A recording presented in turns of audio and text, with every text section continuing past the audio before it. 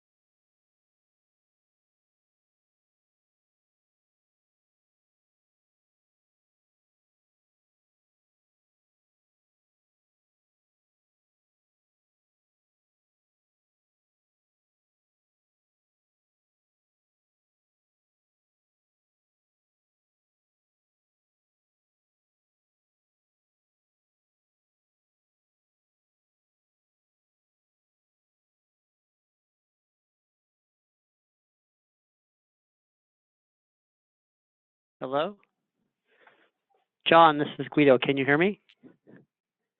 Hello?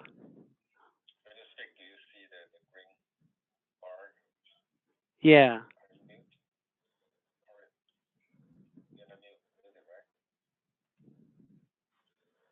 It's on it. Oh, there's no camera for me. Okay, that's fine. Huh. I should have just stayed at home. Hold on. Me or not. That's why I'm trying to keep you on the phone, Andrew. Sorry.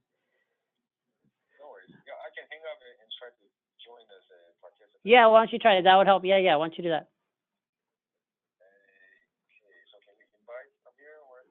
Yeah, hold on. John's trying to call me. 1 second. Hold on. John?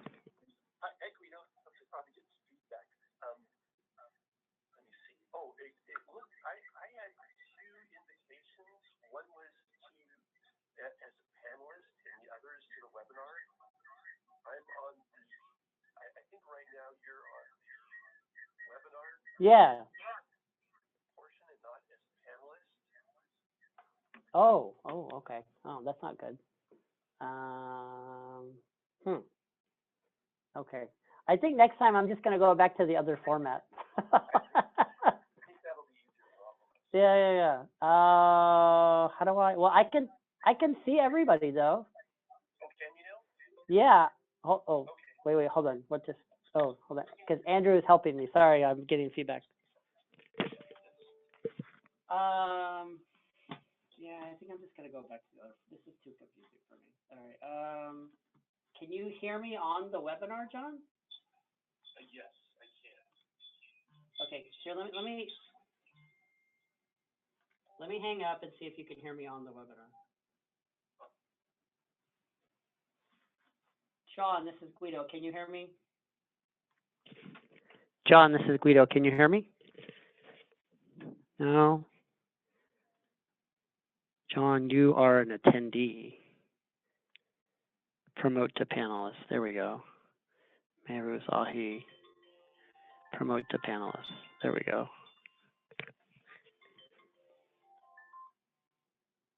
Hello?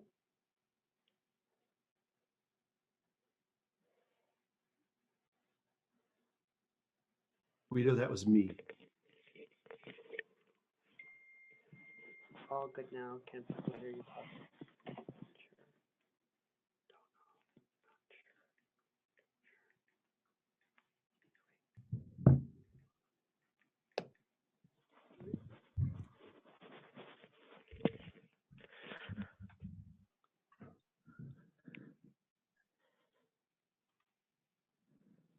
Eric or Mehruz or Shelly, can you guys hear me? Yes, I can hear you. Yes, Can't see you. I can hear you. Can't see you, I but can hear, I can hear you too, Guido. Can you hear me now? Hello? Yeah, I can hear you from my cell phone, but I here. Let me just try to call in from my cell phone. Okay. Okay. I'm on a site, and I think it's the panelist site. Shelly is on, Eric is on. Yeah. The webinar, Eric, Fabian, and Mehruz, but we're missing Jolie and the other commissioners. Okay. Okay.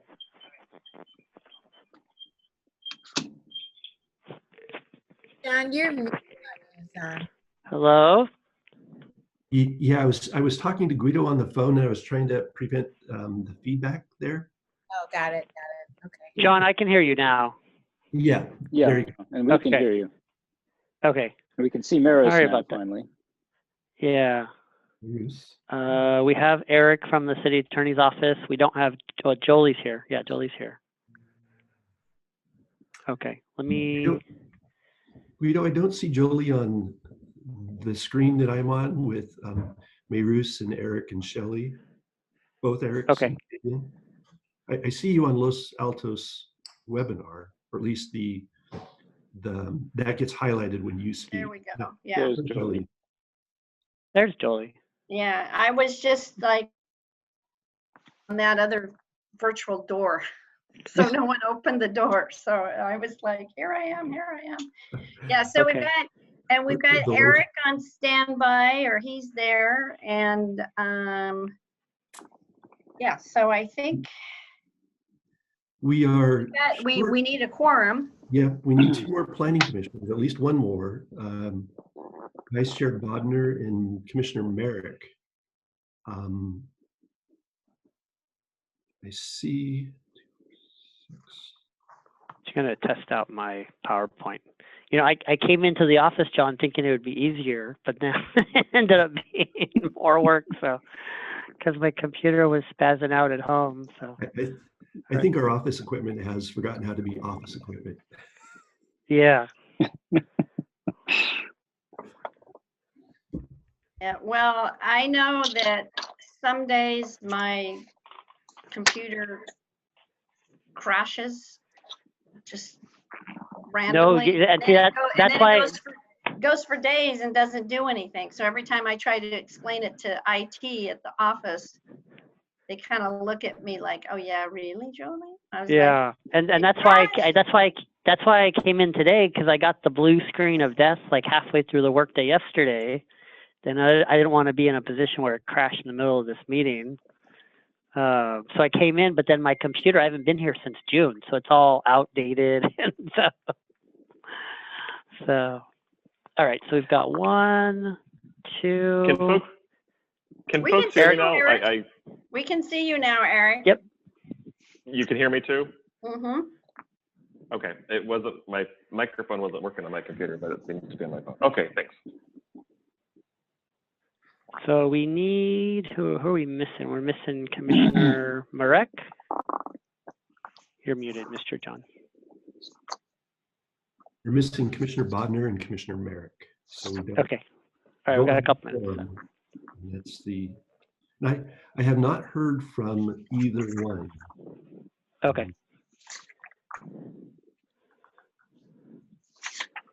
If either of the commissioners happen to be on the other webs. And they may be over in that other room. room like me, where they're trapped in the members of the public room. Exactly. Uh, Maybe they could send me an email to let me know that they're here and in attendance, and we can send them the link to this panel meeting. It's like Alice in Wonderland. Through the looking glass. David Marekis. Oh yeah, so we will Yeah. make him promote the panelists. There we go. Bodnar, promote to panelists. There we go. All right, they're here. So we have two new people. We have Eric and I can't see your name Shelley, down there. Shelley. Shelley. Ellie Duran, So it's good to meet you.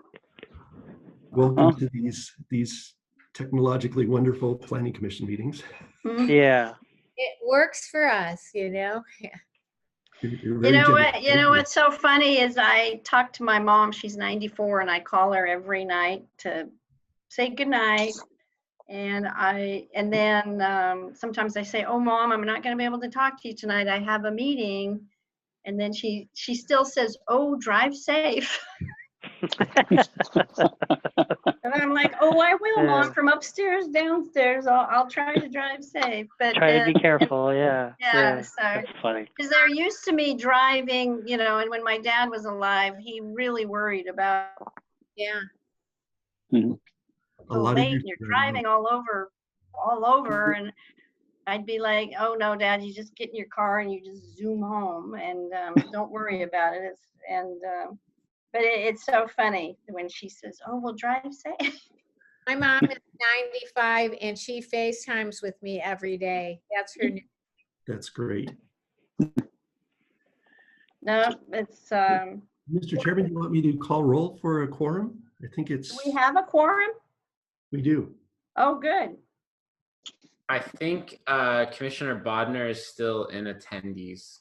If Oh, you okay. want to drag her to panelist. Guido, can you upgrade her to a panelist? Yeah. Let me move to promote the panel. There you go. Okay. Yeah. Okay. So call to order Planning Commission meeting for October 15th, 2020. And we do have a quorum tonight. Welcome to the two new commissioners. And then do you want to take roll, John? Sure. Chair Ahi, Here? Vice Chair Bodnar,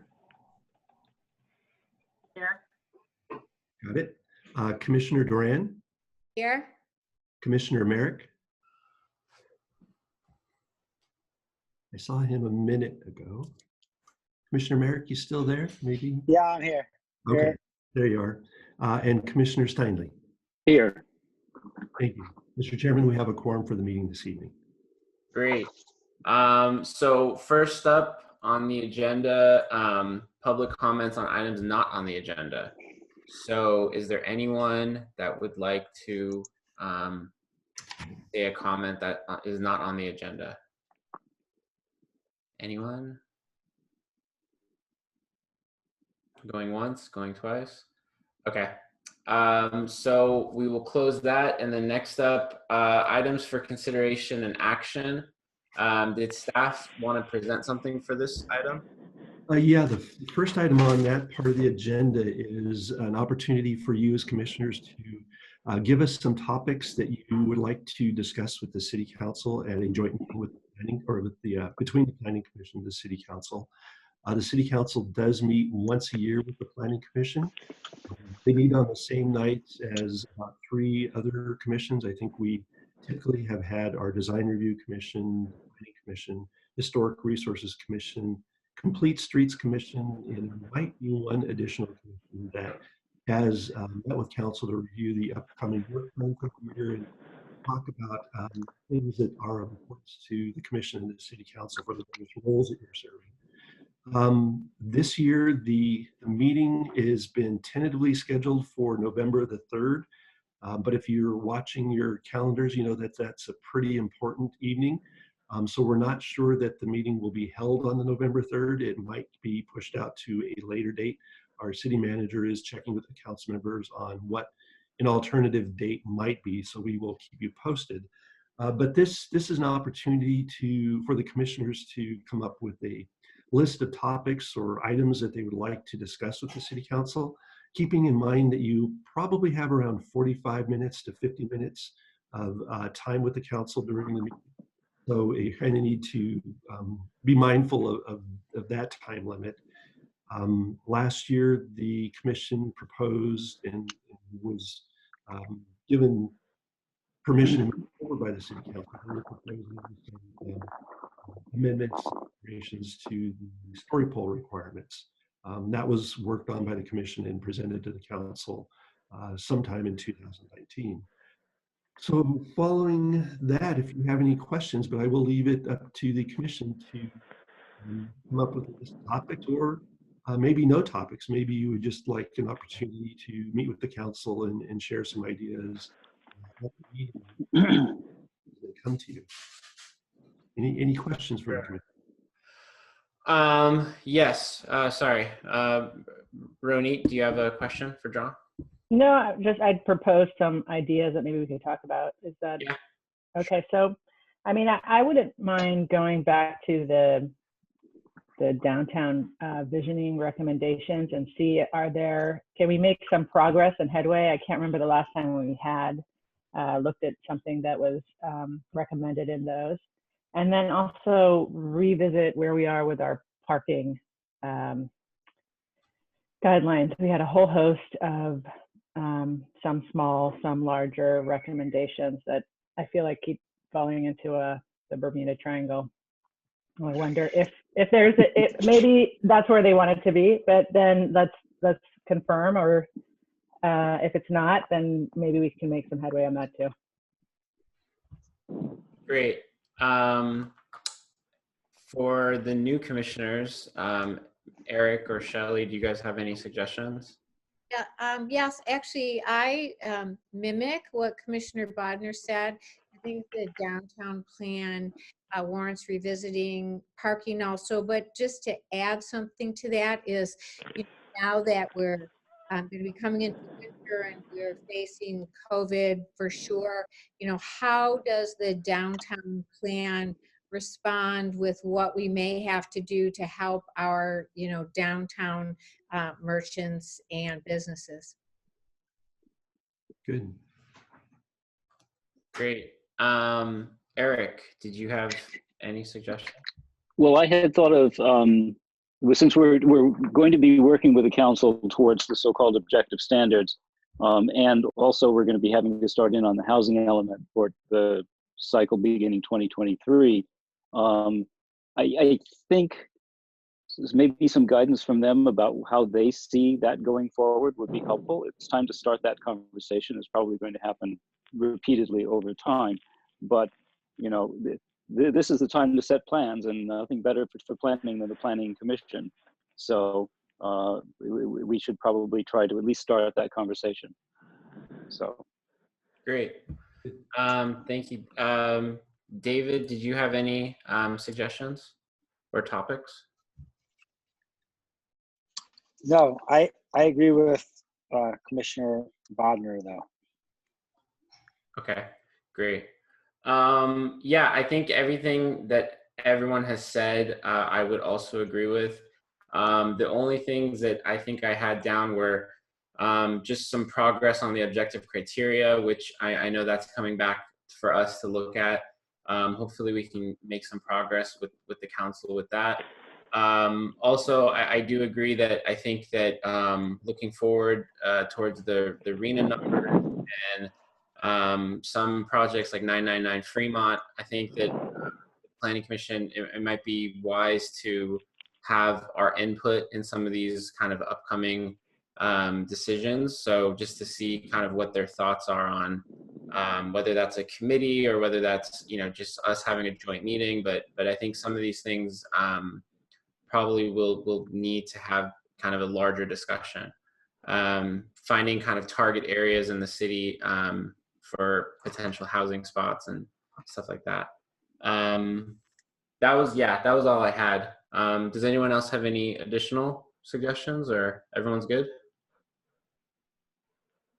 Okay, I don't see anything. John, is that sufficient? Yeah, that's a very respectable list of topics to discuss. If the joint meeting with the city council gets pushed off to a later date, that might have give us one opportunity to meet again together as a commission to give everyone some background information on, like, the has a downtown vision or know where it's at online, information about the parking standards, the RENA numbers, 999 Fremont, and that. So you have something concrete in front of you to evaluate and maybe refine your points on discussion with the council. Yeah, that sounds great. Yeah, I think it might be helpful to maybe kind of think it over and see by then what kind of new information we get. Okay. So yeah, that sounds good. And John and the chair, I would suggest, yeah, if we could have more, if we had more specifics, I think it's going to serve the planning commission to have specific ideas and not just general ideas. And I think you all understand, you know, if the more specific you say, we want to look at this, or we think that, you know, we should look at X, Y, and Z, the more detailed it is, I think you'll get a better result. And I think you should also, if you're going to look at 999 Fremont, you know, look at the specific plan and look at, you know, I mean, what the envision, you know, what you're envisioning there. But my recommendation is, you know, if you can come up with specific recommendations, Sure. I think it's gonna, if you leave it too vague, then that's how I think some of these things go into what Ronit calls that, she didn't call it a black hole, but she called it something, but that's, The I think that's, twilight zone. yeah, that's how these things. I was debating between black hole and Bermuda Triangle. Yeah, so that's why I say if it's too general, it goes into that little swirl on your computer. Yeah. And so if we can be more, well, not we, but you as the planning commission, if you can be more specific, it's going to be able to give council something to focus on and have some, and give better direction. That's just my 2 cents, so. And we can gather up the information to help you focus. Yeah, that's great. I think from now until maybe the next meeting, we'll hopefully kind of figure out how to be more specific. Okay, sounds good. Thank you, everyone. I appreciate your input. Yeah, thank you. So I guess we will move on to ZTA 20-0002, City of Los Altos Zoning Code Amendment, and I'll hand it over to staff. Yes, thank you, Chair. I will be giving the presentation along with John, the Community Development Director, Eric, the Deputy City Attorney, and Jolie Houston, the City Attorney. So we're here before you for a zoning text amendment. Why are we here now? There are several unpermitted boarding houses in Los Altos, but enforcement has been difficult because there is not a clear definition for what constitutes a boarding house. The preparation of the ordinance is completely within the city's use of its police powers. There is a state attorney general's legal opinion that was cited in the staff report that clearly says that boarding houses can be regulated by cities. So what are we defining as a boarding house? We're defining it meaning any housing unit where lodging is furnished for the compensation of more than 2 individuals for a period of more than 30 days. So in the staff report, we did reference why going above 2 is probably prudent for code enforcement resources. You know, it's pretty common for people to rent out one. Maybe advance the slides. I'm sorry, what? You want to advance the slides? I think you're kind of reviewing some language with the commission right now. Sorry, what, John? For your slide presentation, you're still on the first slide. And the slides aren't moving. Okay, hold on. Okay, can you see this one? Yeah. We can see that one now. Thank you. Okay, I'll just do that. I don't know why it. So in the staff report, we did articulate that, it's pretty common for people to rent out one room. So that probably is not a good use of staff resources and time. But if it goes above 2, then it potentially becomes more of an impact to the neighborhood.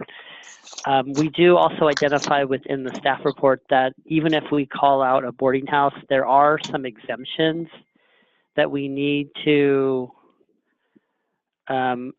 allow under state law. One of them being transitional and supportive housing, any city-approved hotel or motel, or any exemption from the ordinance which potentially would be allowed for fair housing or reasonable accommodations.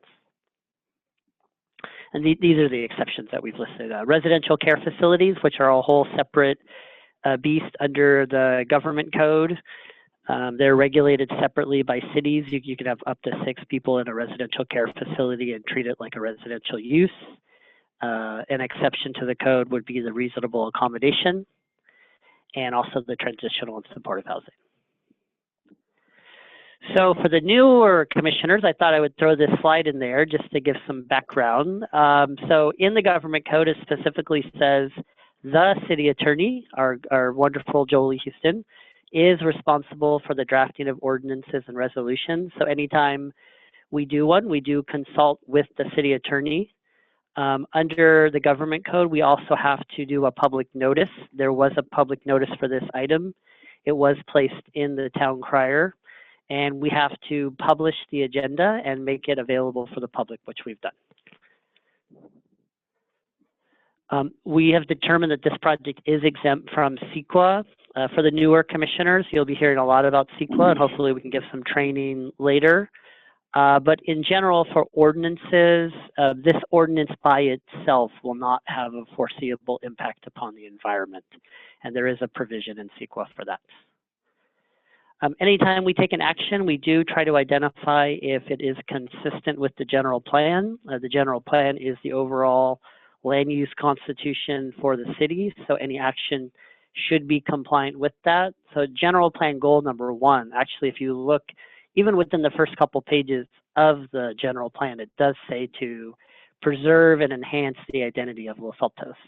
And that clearly is within this ordinance to preserve the residential character of the city. And also a general plan policy 2.1 to continue to apply land use designations which recognize the existing development patterns in the city. So at this time, we are recommending from the Planning Commission make a favorable recommendation to the City Council that the project is exempt from CEQA, that the project is, that we should file a notice of exemption, and that a favorable recommendation should be made to the City Council to approve the zoning text amendment. And that concludes my initial presentation. Great. Thank you so much, Guido. Does anyone have any questions for staff? Yes, Roni. Yeah, I have a few questions, but I'll just do them in order. I'm trying to understand what's the problem that we're trying to solve here. And you mentioned that we have had several boarding houses. Like what went sideways that we're trying to avoid that from happening again? We have had some enforcement action, but the companies who are trying to set up these type of uses have pushed back against the city to say that we do not have a strong enough ordinance to really clearly articulate what a boarding house is. And so that's what we're doing today. We're trying to kind of beef up our ordinance so that we can properly regulate these within the residential zone. And the other thing is, yeah, we did get complaints from neighbors of parking and noise, and this is what I understand. The other thing is many of these type boarding houses do unpermitted work that they don't get permits for when they're starting to separate and add extra additional bedrooms. And so that's another impact that we're trying to regulate as well. So is the definition, does it mean that it is a space that is being managed by an entity that isn't the owner? Like Yes. if an owner is renting, is there any limitation, for example, to an owner, let's say a single older widower renting room like to a family of 3? Would that encompass this? No, I don't believe so. And Eric, yeah, it just applies. Well, Eric, I'll let Eric, he did all the research on this. I'll let Eric chime in, but we're trying to allow people to rent out rooms, but we're trying to not let them turn into commercial enterprises. Right. My question was like, when you restricted to 2 people, it sounded like you were conceiving it as like 2 single individuals or a couple, but it didn't imagine a scenario where you could have 2 couples or a couple with children sharing a space with maybe the owner who maybe doesn't need as much space. I think the bigger problem has been for some of the larger houses in town, where each individual bedroom, and in some instances, one bedroom has been divided into 2. And so you have a different person living in each of those bedrooms, each of them needing a parking space, each of them having, shared living space. Eric, and Eric, can you add to that? Because I know we've really tried not to impact that type of situation. So the way it's drafted right now, if you had an owner who wanted to lease space, rent space in their house to more than 2 individuals, that would not be allowed under this definition. That wouldn't apply in a case, though, to a situation where you had a number of roommates who have chosen to live together and function as a family unit. It would apply when the owner is leasing out the space to compensation. The goal being to limit the number of people living in the same house to avoid overcrowding and some of the other problems that have brought us to this point. But that's a policy decision if we want to open it up to more people, and that's entirely within the commission and the council's discretion. I think her question was if the owner we don't want more than 2 persons. So if that person has children, like it's a single mom and she moves in. With 1 child, it sounds like she can, but if she's got 2, she's stuck. Or she's married and she has 2 children, and they're living in a large home, and maybe the owner is in a ADU type unit in the back, or maybe in a bedroom that is kind of separated. Does this allow families to share space from owners? As it's written, the owner could lease out for compensation to only 2 individuals. So that would be the mom and the kid or the couple. If you want to make it more expansive, though, that's certainly within your recommendation or your discretion to recommend. I mean, it feels like it's not very friendly to families. And let's say you have someone elderly who wants to live with their family, and maybe there's exchange of care, but also payment of rent. Feels restrictive. What about a situation where you have like 4 adult graduate students? Can they share a space together? If they function as a family unit, they can. So the ordinance also adds a definition of family and a definition of that's used in another definition of lodging. So you kind of have to read all the definitions that are being proposed together. But if you had a situation where 4 graduate students chose to live together, they weren't put together by a shared housing platform or the landlord, and they shared housing responsibilities and they functioned as a single housekeeping unit, that would not be considered a boarding house. I have a question, Eric. Could they pay rent, or would they be prohibited from paying rent? They wouldn't be prohibited from paying rent, and that's supported by California case law. There was a case in the 80s in California called the Adamson decision, where a group of single adults chose to live together. They did all, one of them was the owner of the home, and they all paid rent to the owner, but they chose to live together. They weren't put together, you know, by a commercial operation like a shared living platform, and they functioned as a single family unit. And the courts decided that they constitute a family. They couldn't be treated differently from a family. This isn't aimed at eliminating that situation. It's aimed at eliminating boarding houses where people are put together for commercial purposes in a single house. Yeah, I'm following the intention, but I wonder if like a neighbor who just doesn't like the idea of the original family not living in the house can complain, and under the letter of this regulation, get rid of anybody who's more than 2.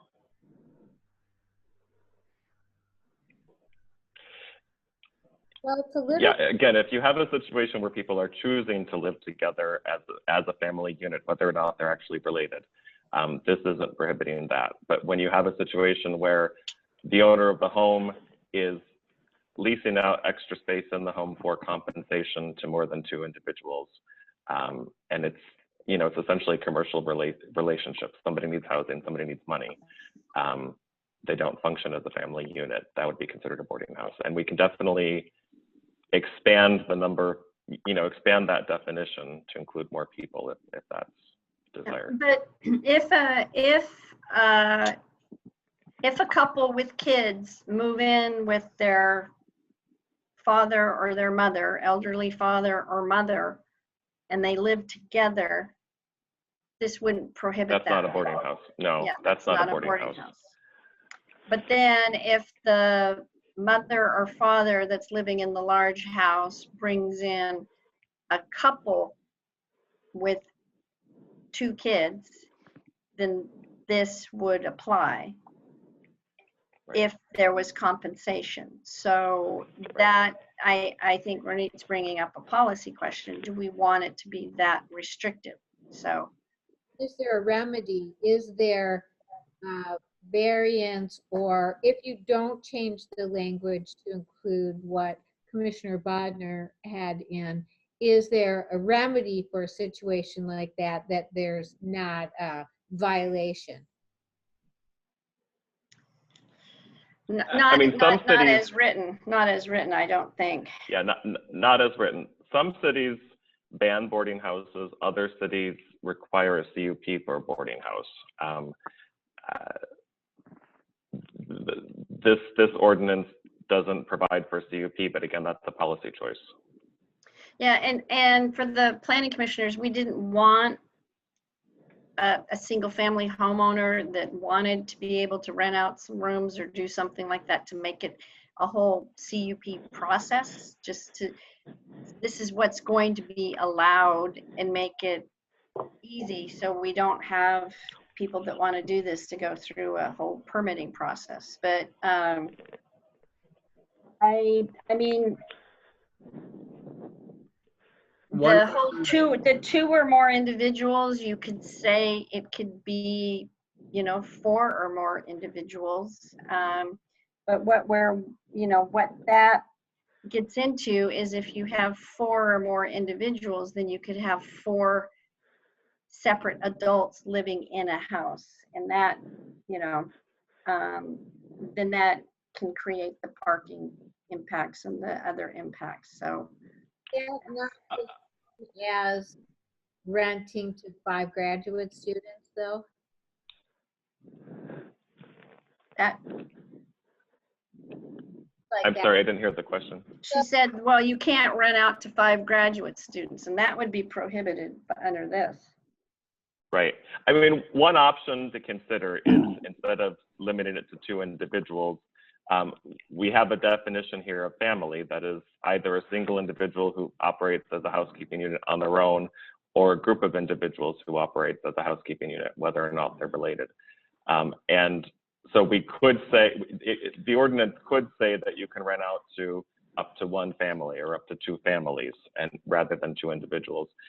We were trying to limit the number of people living in the same house to avoid impacts on the neighborhood, but you know, these are things that need to be balanced and weighed here.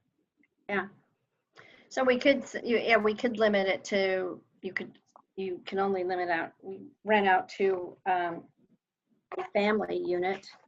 One question that I had was just in terms of the new kind of state regulations on ADUs and JADUs. You know, technically, a single family house could have 3 families living on the same lot. So was there any kind of discussion of how to maybe have them kind of go together in the sense that, like you just said, having it be 3 entities, not really individuals per se? So I'm not sure if this answers your question, but the ordinance applies to each housing unit. So an ADU would be a housing unit. The primary dwelling would be a housing unit. Am I getting that what the question was, or? Well, he was just saying, Eric, like, you know, we just got the ADU thing done last night. Mhm. So JADU inside the house, right? And then Right. a detached ADU in the back, and then you've got the house. So he's bringing up the point that you could theoretically have 3 families on one property, and then now Already. you've triggered this 2 threshold. That's what I believe. That's what Commissioner Yeah, Arky's asking. Is that correct? Yeah, it's, you know, right now with the JADU, you could have, you know, essentially a family kind of live within the same house. So, you know, technically you could have a quote unquote boarding house, but not, I guess I'm just kind of confused in terms of the term boarding house, because you brought up the good point that it's a commercial entity that's running it. So I don't know if maybe that's part of the discussion of who's running this, because if it's an owner, then that's different from kind of an entity that's controlling the house. And a JADU, the owner has now created that separate living unit with a separate kitchen and separate entrance, and it's a separate unit, dwelling unit. And this would not apply to that, because this is where you're just renting out rooms, and there's no separate kitchens, and you know, the kitchen shared, the baths are shared, and everything else. So I don't think this conflicts with the ADU laws, but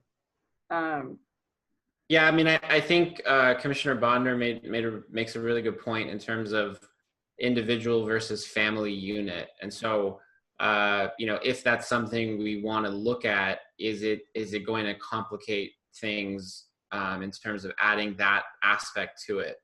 But it sounds like Eric said that, you know, it's possible to kind of make it a family definition, not necessarily an individual, if I'm not mistaken. Okay. Well, I think, can I, basically the distinction is between a family as we usually understand it and what this particular child of the 60s would call a commune. Because the Eric with a K is describing what it describes is basically a commune. People have come together for a common interest, and also they share the costs, or, you know, however it's done. You know, and so that broadly is called a family. I'm concerned too. Ronit raised the very question I had, which is, and Maris has followed up on it. Are we going to make any kind of a distinction between the owner who occupies the property and rents things out versus a platform that does this as a commercial enterprise, leases homes and then rents them out to people with no connection with the owner at all? Okay, because that's sort of what got this going. And is that a direction we want to go in, particularly as Maris and Ronit both pointed out, with the ADUs? Because we just did this. If somebody owns a property, builds has a nice house with, let's say, 4 bedrooms, right? And then builds a little bungalow in the back and the 2-bedroom ADU, so it can be 1,200 square feet. And it could be a very comfortable 2-bedroom place. Moves back there and wants to rent the house out and rent it out piecemeal rather than to a single family. You know, is that what we want to say no to? Right? That's number one. Number two, how about a real boarding house. I'm old enough to remember what boarding house, my parents met at a boarding house. I owe my existence to a boarding house in Oakland. And, you know, what it was an old lady whose husband had died and the family had moved on, and she took boarders in, and everybody went and sat in the dining room, and she made the meals, and everybody ate, you know, as a family together, essentially. But it was, you know, you rented by the week, and if you didn't pay your rent, you'd find your stuff on the sidewalk. That's what we call the good old days.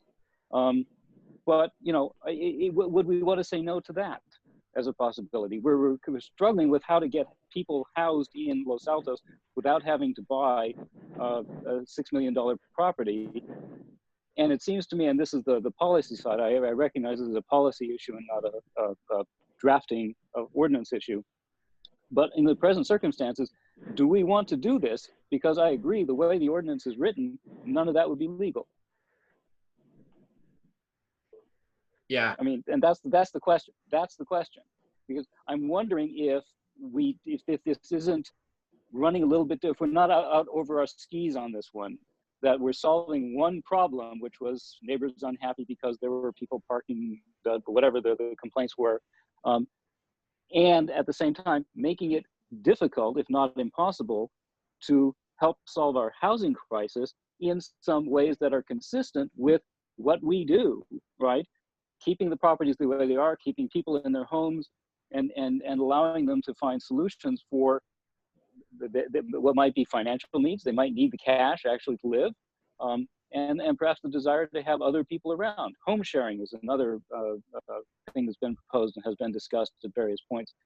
You know, I mean, do we want to take tools out of our toolbox, right, that we may need, because otherwise we're going to be allowing multifamily housing in R1 districts? Yeah. So that's the discussion we should be having, I think.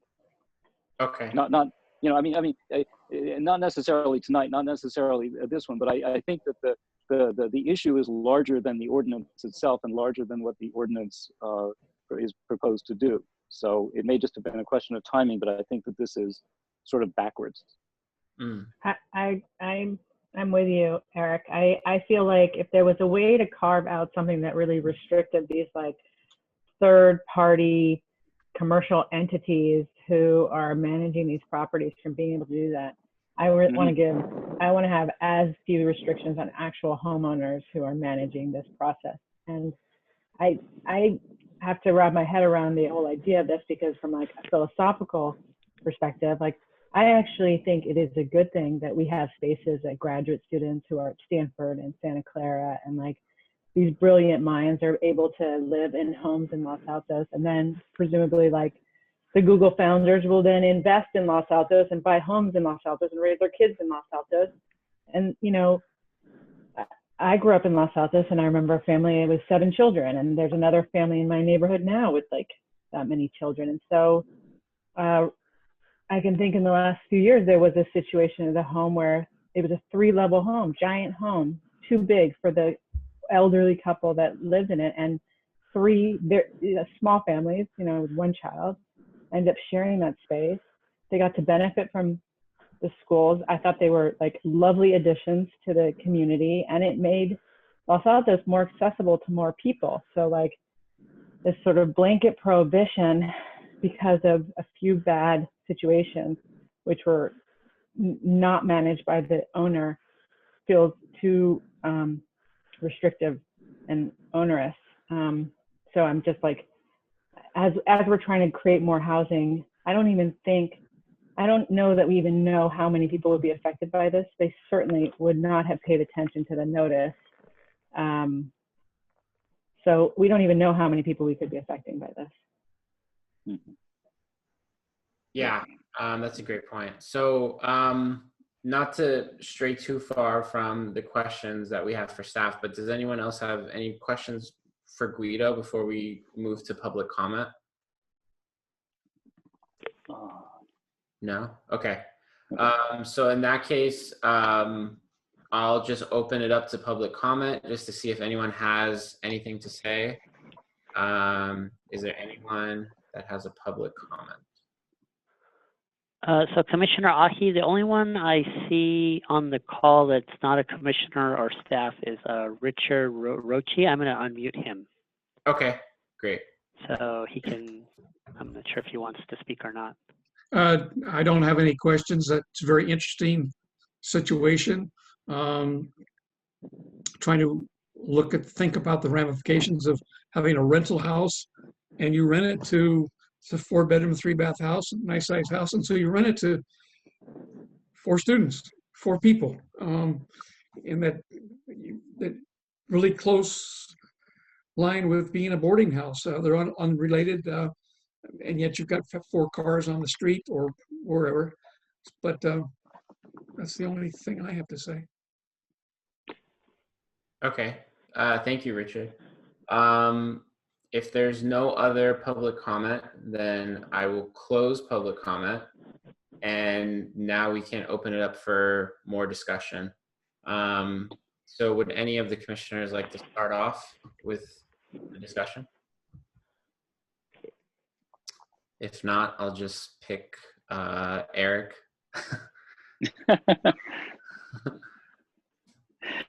Well, I think I said most of what I had to say already. And sorry. I said sure. Yeah. If anything Yeah. else. Well, I think that given the policy decisions that we're going to be having to make as a city going forward, we want to be very careful about tying our hands. And I think this is an example of you know, we're in danger of going off half-cocked, and we can create more problems perhaps than we are solving with this in the circumstances.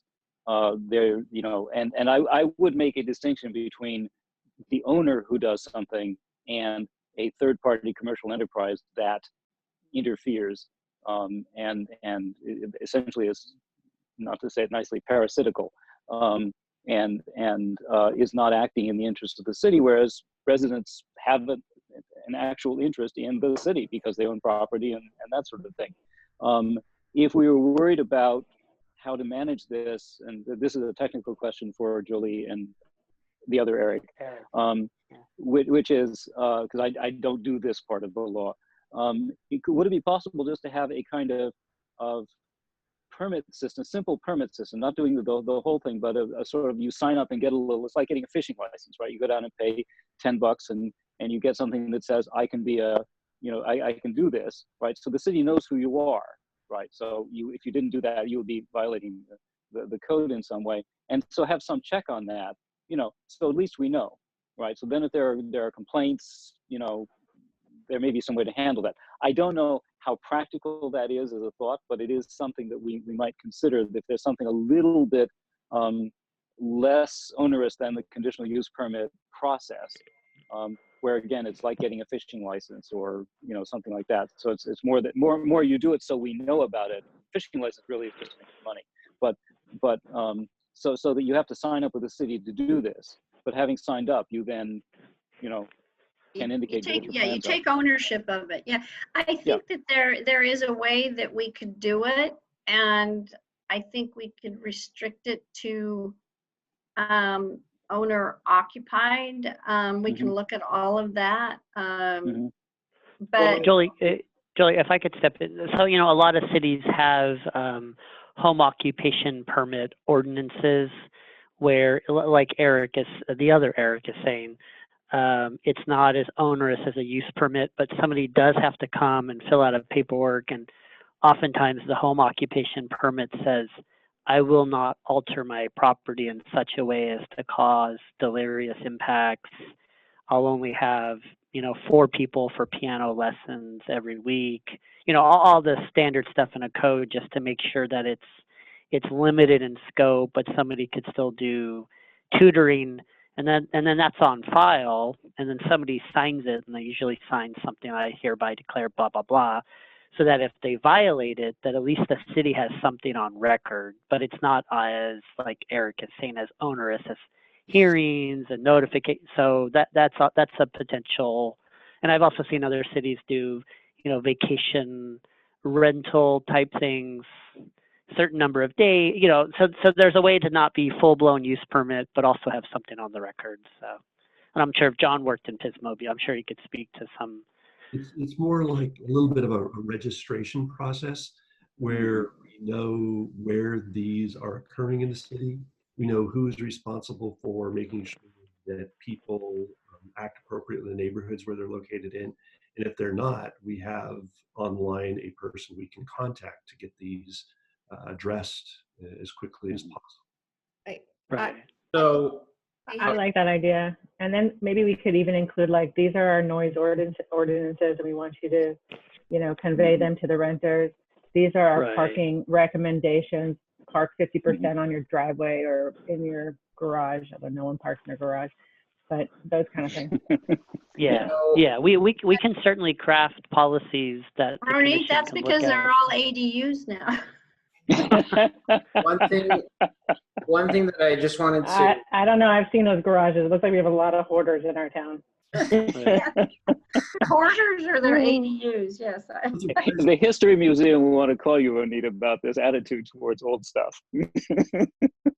So, Chair Ahi, I think I at least personally for me, I mean, I've heard loud and clear from what the commission's direction is that to come back to you guys with maybe some type of home registration form or put stuff in the ordinance that says, you know, what we're all agreeing to in principle, which is some type of registration. And I defer to Jolie and Eric if that should be in the ordinance or if it's a form or a handout or so. Yeah, but I heard what the direction's going. No, So. the registration requirement needs to be in the ordinance In the because then ordinance, we can enforce it if they haven't registered. And then, Mhm. yeah, and then Eric, do you have anything else to add? Yeah, I just wanted to clarify, is the direction as it's being laid out right now to keep the definition of boarding house the way it is, but instead of banning them, have a registration requirement, or is the commission also making suggestions to sort of change that definition? yeah, so there's a few things. So I think boarding houses, I think there is sometimes a use for them, I think in some communities. And I think that in terms of affordable housing, sometimes they can be beneficial. But I do think that in a city like Los Altos, which is, you know, 95% single family homes, it doesn't make sense. So I think that there's two things. There's the one discussion of, do we want a commercial third-party entity controlling these properties? And I don't want to speak for everyone, but I think everyone would agree that no. So then I think that it becomes, well, if an owner then wants to do this, then what does that look like? Is it 4 individuals or 2 families? Or is it some other kind of number that maybe I haven't thought of? But I think that, to me, that's what I would say, is that a commercial entity is you know, not allowed, but an owner could with some restrictions. I don't know if that makes sense, but if anyone wants to add to that. Yeah. Well, I'll just say that we'll have to look at that because what happens if a commercial LLC buys the property and they're technically the owner? So there's, I think some of you will appreciate that. Is a person a corporation or an LLC? We're going to have to look at that a little bit more closely, but this feedback has been good because we need to kind of fine tune this, and these are good questions. So I'm a little worried what happens if, you know, Acme Corporation buys the house and then we're going to have to look at. Well, may I suggest require that the owner reside on the property, because that's what I think what we're talking about is where someone is sharing the property, and so well, I guess technically the LLC resides at its registered address. It isn't a natural person, and so it could be written, you know, or a section that just begins with my favorite word, notwithstanding, you know, and we just basically write, you know, in 2 parts. One part is for the platform, and the other part is for the natural person. And you know, we don't have to make them match because they're 2 different situations. So something like that, but. So That's a great I distinguish it a little differently. I see it, if Okay. an owner is living on a property, I don't see any reason why we would need to regulate any aspect of this. If someone, Yeah. if an owner wants to live with his cousins and his aunts and his children and his mother and you know, we couldn't possibly regulate that. But like if they're on site, I have much more confidence that they are managing the situation because they're taking care of their investment.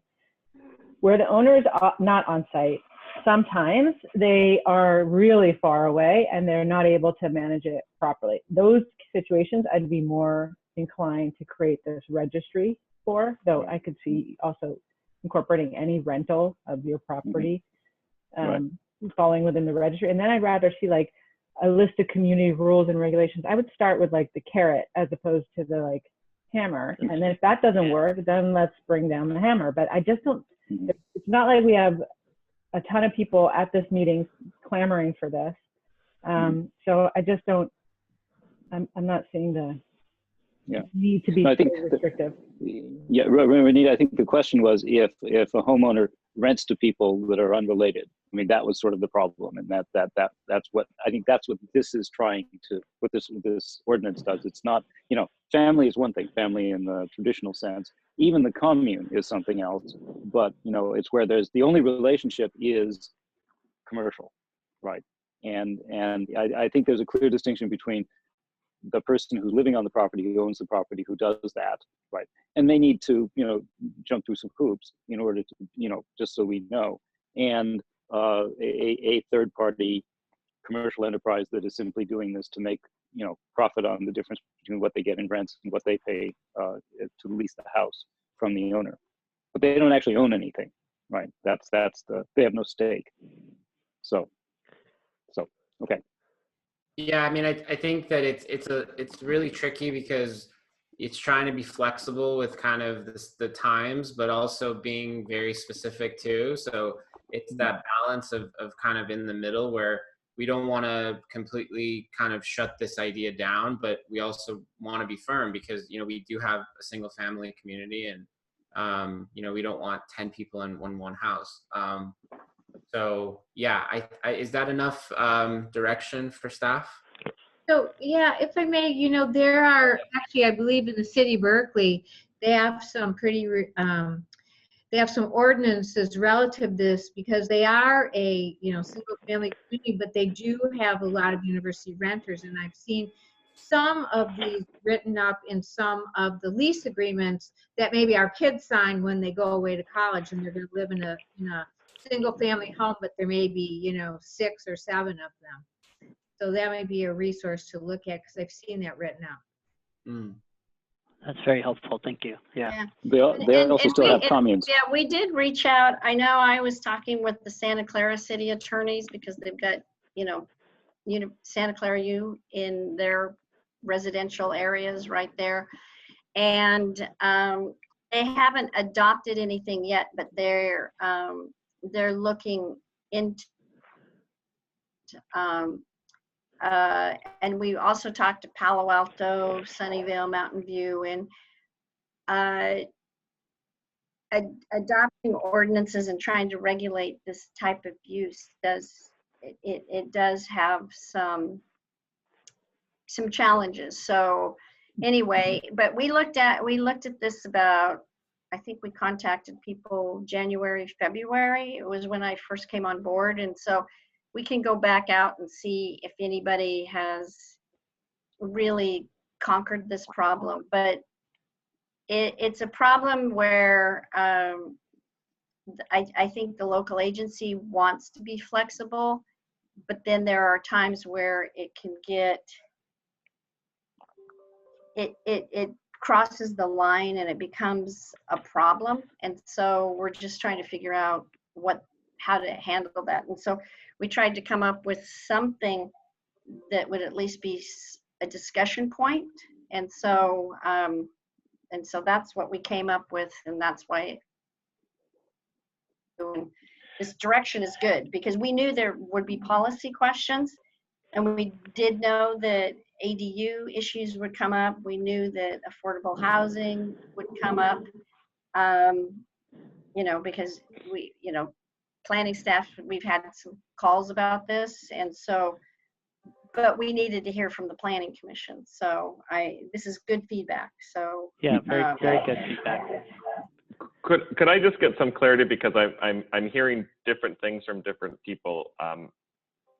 It sounds like some commissioners have indicated that perhaps we shouldn't regulate the house at all if it's owner occupied, and some have indicated that maybe we should. And then there's been discussion around treating commercial owners different from you know, natural persons who own property, whether they're or not.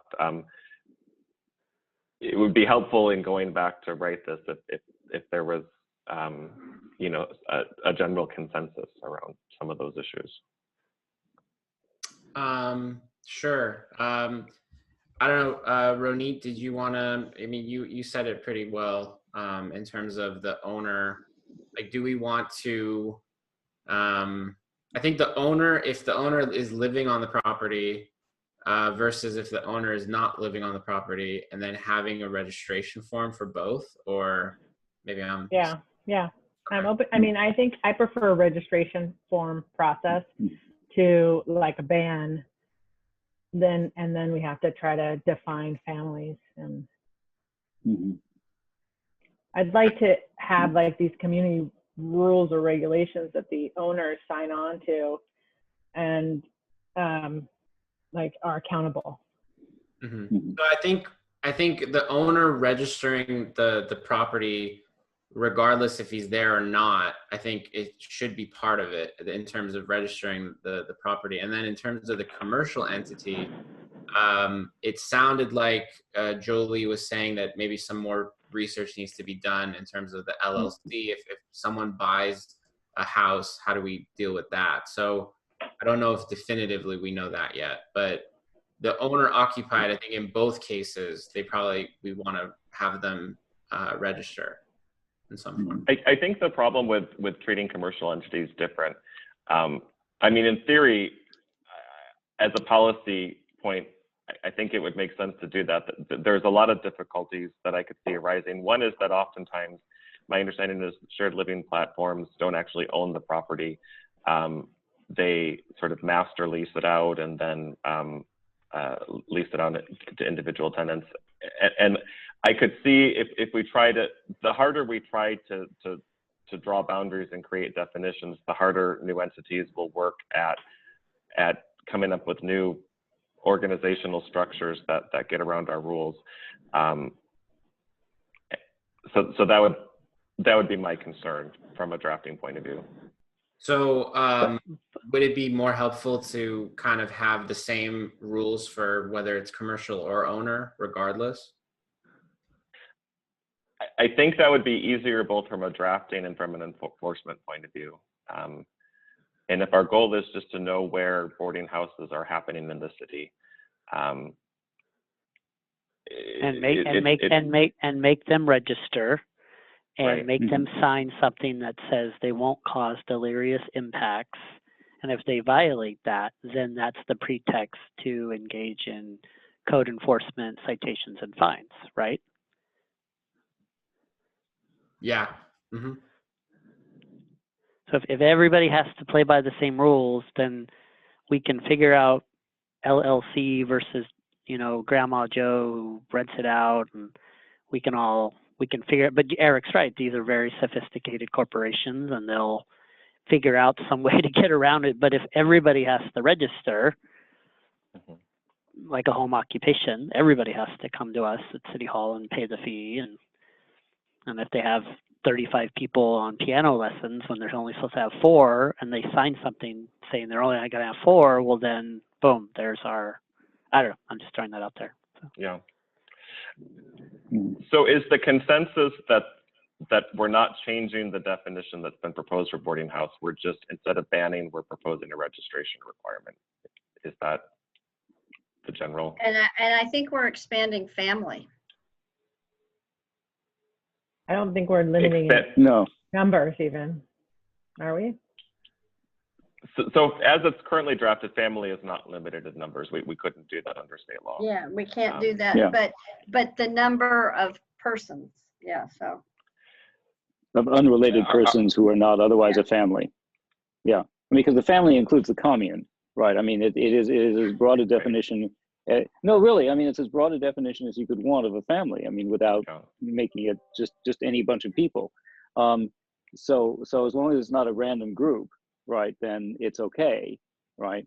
And they have a certain self-interest in maintaining things, et cetera, et cetera. No, the concern, I think, was with a purely commercial enterprise. And of course, what got this started was, you know, a commercial enterprise that of the kind you described that rented a house, and the neighbors on the street were very upset and went to the council and complained.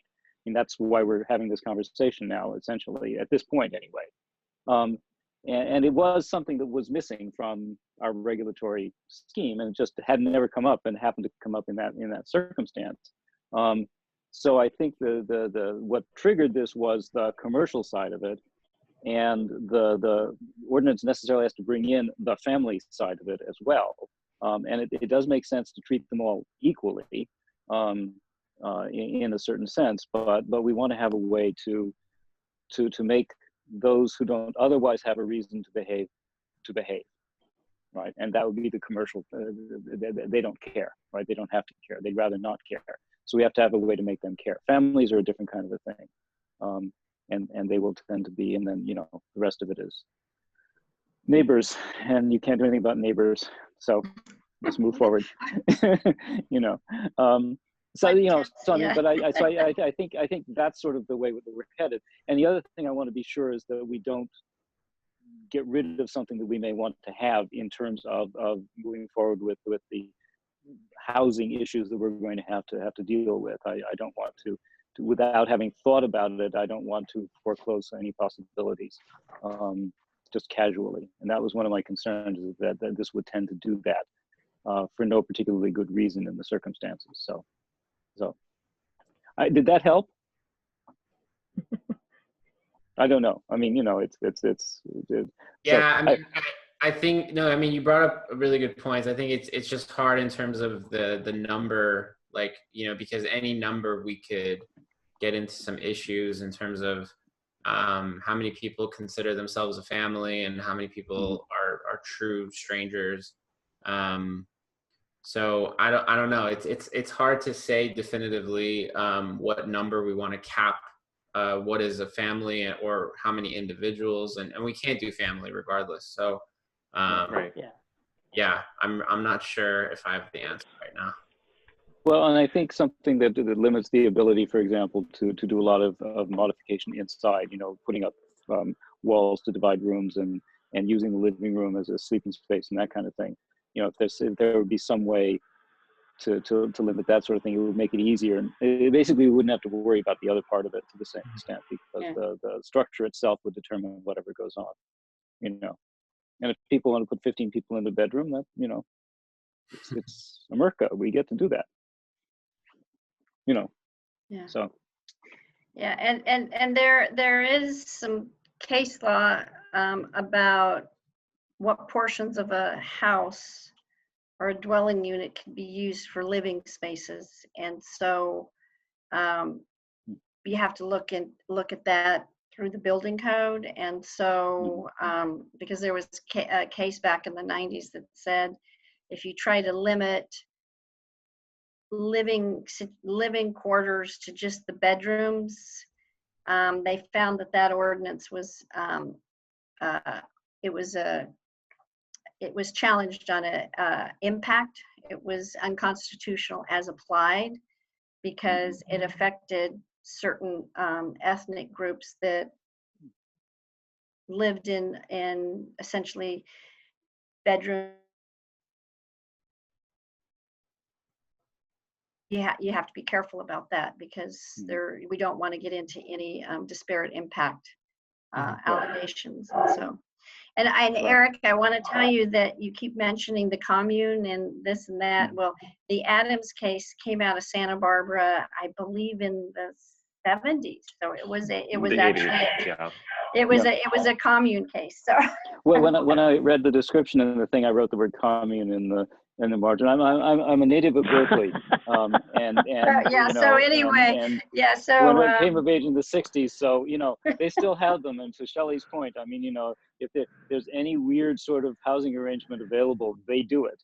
I mean, even the university has they have a student residence, which is basically a commune for Yep. those who still want to do that. Yep. I actually think, I mean, you know, according to ULI, like 20% of households, or 50 million Americans, are living in multi-generational households. And Right. I don't mean parents and children. I mean 2 adult generations. So a child that comes back, or a parent that lives with the adult children. And, you know, that increased by like a percentage during the Great Recession. And if you imagine, I don't know what this period of time is going to be called, but you can imagine that if we are going into a economic pain period, then that need is only going to increase. And you think about the fires, like there's a real desperate need for housing. And so like, I want to open it up, not restrict it right now. yes, and with COVID, there's a lot of college students that moved home, and they didn't go back to college, and or didn't leave. They're attending class from their bedrooms. Yeah, actually, college Yes. kids cannot live on campus right now. So where are they living? Right. If they want to be, they have to be renting homes. So yeah. So anyway, Yeah. I think we have enough direction. I mean, Eric, do you? I think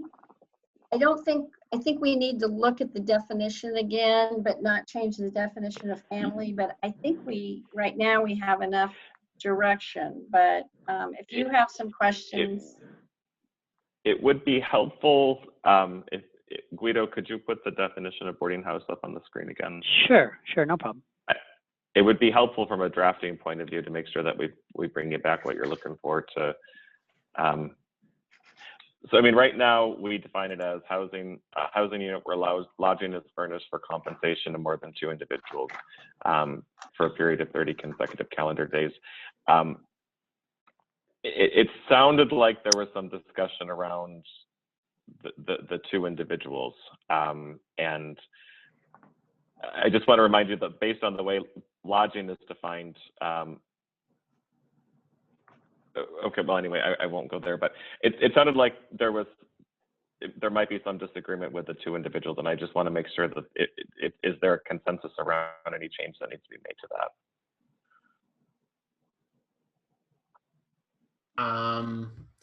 Would anyone want to comment on that? I think they wanted. I mean, my first reaction as I was hearing everyone talk was no more than 4. So, you know, 4 would be the limit on individuals. And then, you know, in terms of if we want to talk about families, then, you know, 2, because technically right now you could have 2 families within the same space. And so that was what I originally kind of had in my head, but I'm open, but I do think that obviously both of those situations still need to follow the rules for parking and all of the other kind of things, and that'll be part of the registration, I'm assuming. So that was kind of just what I thought, 2 families or 4 individuals, but if any other commissioners have a different thought. I don't. I mean, I witnessed 3 families living together harmoniously in my neighborhood, and I didn't have an issue with it. But I'm certain that someone in the neighborhood did, but I didn't. And you know, 4 or 5 graduate students doesn't change a lot. I come from a family of 5, so and 6 growing up. So I'm open to larger numbers. Yeah. But yeah, I'm definitely open. You know, that was kind of the first thought I had, but I definitely could see it being altered. Yeah. Well, it says to more than 2 individuals. So 2 individuals is the floor, not the ceiling. You know, so 2 could be 20. I mean, to me, boarding house is a rooming house where you eat, right? That's the board part of boarding. I mean, I still have trouble, and this is just me, calling any of this a boarding house, because that's not necessarily what a boarding house is where everybody gets together and eats together, as opposed to a rooming house where you just, have a room. So I don't like the term for that reason. I'm willing to accept that terms no longer mean what they used to mean. And we can call it a boarding house if we want. I'm fine with saying it's furnished for compensation to at least, or more than 2 individuals for a period of more than 30 consecutive calendar days, because it is, after all, that would be the minimum, would be 2 people. Yeah. I mean, and then it could be Yeah, as the many idea as you that- want after that. Right, especially if we're looking at registration requirement rather than a ban. 2 just means you Right. register. It doesn't mean that Right. you're not allowed to have more. Yeah. And the registration would no doubt include details like how many bedrooms and that sort of thing, so we'd have some idea of how many people would be involved. So, Yeah, that's a good point. I mean, I think if maybe the registration has that information in terms of how many rooms and where in the house they can have those spaces, and making sure that they follow the parking requirements, because that's really kind of the biggest thing, is that the neighbors, they're going to want to make sure there's not 5 cars in the driveway or in the street. So yeah, so I don't know, maybe the definition's okay, but maybe the registration has to be a little bit more right. Tied up, I guess you could say. Right. Yeah, to echo what Eric said, the less we say in the ordinance in a certain way, the easier it's going to be going forward, because we don't have to worry about creating problems by putting in too many words. So that might be wise from that point of view. So I would leave it myself. We can always come back to that question if it seems to make sense, but I don't see it. It didn't bother me when I was looking at it. So. Okay. Yeah. If no one else has any other comments, then I guess we can, should we make a motion to have this come back, or? No, you've given us direction and we'll come back. I mean, John or Guido, I don't think we need a motion. I think we're just. No, I think we got pretty clear direction. I guess the only question would be for John and Jolie. I don't know how long it's going to take us. If we move it to a date certain, we don't have to spend money to put an ad in the newspaper, but I don't know how long it's going to take us to redraft this thing, John or Eric or Jolie. I don't know if we'll have a date certain. Okay. We'll need to go back and chew on this a bit more and see what we can Okay. come up in terms of a number of different things. I don't know, Eric, Jolie, do you think you could turn things around in a week, 3 weeks on this? What are our meetings in November? What are the November meetings? Or November 5th and November 19th. I don't know. I We could think get. November 19th is doable. Yeah, I was going to say 19th. We should. Because you don't need to change anything. Basically, you just have to add to it, I think. Yeah, yeah. So if we would like the 19th, then the commission should make a motion to refer to staff and continue discussion to November the 19th. 19th, and then we'll save the money on the noticing. The noticing. Right. Okay. So moved. Okay. I make the motion. Do I have to state the motion, or can I just say moved as indicated by Julie? I think you can do that. Yeah. Okay. That's fine. We have a second. Sure, I'll second it. Okay. All right. So on the motion, all those in favor, Chair Ahi, Yes. Vice Chair Bodnar, Commissioner Duran, Yes. Commissioner Merrick. Looks like he's nodding his head. I heard him say yes. And Commissioner Steinle. Yes. Motion passes 5-0. Okay. Great. So all that's left is commission reports and comments. If no one has anything, then potential future items. from staff? So on October the 27th, there is a workshop. It's a joint meeting with the City Council to look at the objective standards. The consultant will be sharing with the Commission and the Council and the public the objective standards that they've developed, along with the graphics that represent the standards as they are in written form. So that'll be an important meeting for everyone to attend. I believe that starts at 5:30 in the afternoon on the 27th. They have a regular council meeting to go into following that meeting. And then on November the 5th is where we will be bringing back the objective standards for the Planning Commission to consider at a public hearing. So you'll dig into those standards at your meeting on November the 5th. So that'll be a busy meeting. I think we're going to make sure this will be the only item on your agenda that evening, because you'll have a lot of work to accomplish. Sounds good. John, we did notice that women's fertility clinic November 5th, but that should be a pretty small item. I think that was a Yeah. Yeah, it's a CUP inside an existing building, so should be pretty straightforward. So thanks for that reminder. Oh, no problem. No problem. All right. So if there's nothing else, which I don't think there is, then it is 8:17 and the meeting is adjourned. All right. Thank you, everyone. Thank you. Thank Good you, meeting, everybody. Thank you. Bye-bye. Bye. Good night. Good night.